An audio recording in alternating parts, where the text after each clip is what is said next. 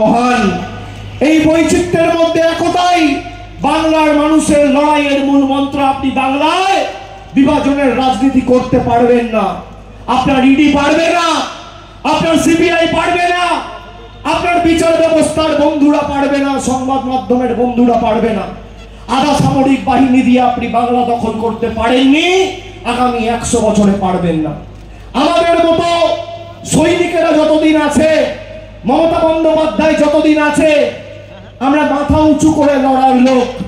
আমার পিছনে আপনি 10 বছর ধরে ইডি সিবিআই লাগিয়ে রেখেছেন। আমার বয়স্ক মা বাবাকে ছাড়েননি, আমি মাথা নত করিনি।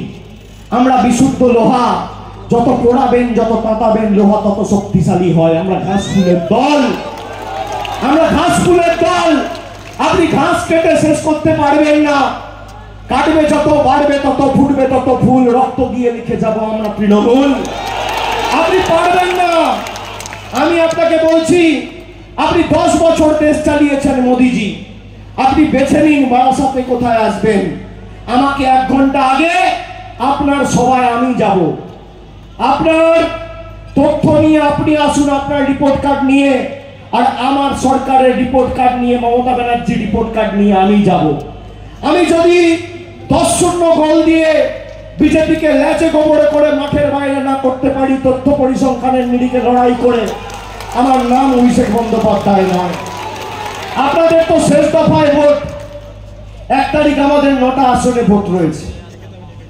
আমার নিজের ভোট 1 তারিখ, কলকাতার ভোট 1 তারিখ, বারাসাতের ভোট 1 তারিখ, বসিরহাটের ভোট 1 তারিখ, আর দমদমের ভোট 1 তারিখ। এই তো 9টা আসন, 4টে দক্ষিণ 24 পরগনা, 2টো কলকাতা, 6, আর দমদম, বসিরহাট, বারাসাত। এই 9টা আসন। আগামীকাল 6ষ্ঠ দফায় ভোট জঙ্গলমহল এবং মেদিনীপুর এলাকায়, পূর্ব মেদিনীপুর, পশ্চিম মেদিনীপুর, ঝাড়গ্রাম, পুরুলিয়া, বাঁকুড়া। আমি আপনাকে বলছি, আমি 3 মাস ধরে রাস্তায়। এই ভোট খালি সাংসদ নির্বাচিত করার ভোট নয়। মানুষের চোখে মুখে আমি যা দেখেছি, মানুষ ঠিক করে নিয়েছে, মনস্থির করে নিয়েছে, এই ভোট প্রতিবাদের ভোট, প্রতিরোধের ভোট, প্রতিশোধের ভোট, বিজেপিকে উচিত শিক্ষা দেওয়ার ভোট।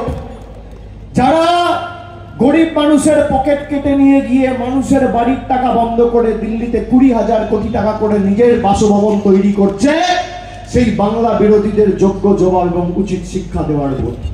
এবং আমি 3 মাস ধরে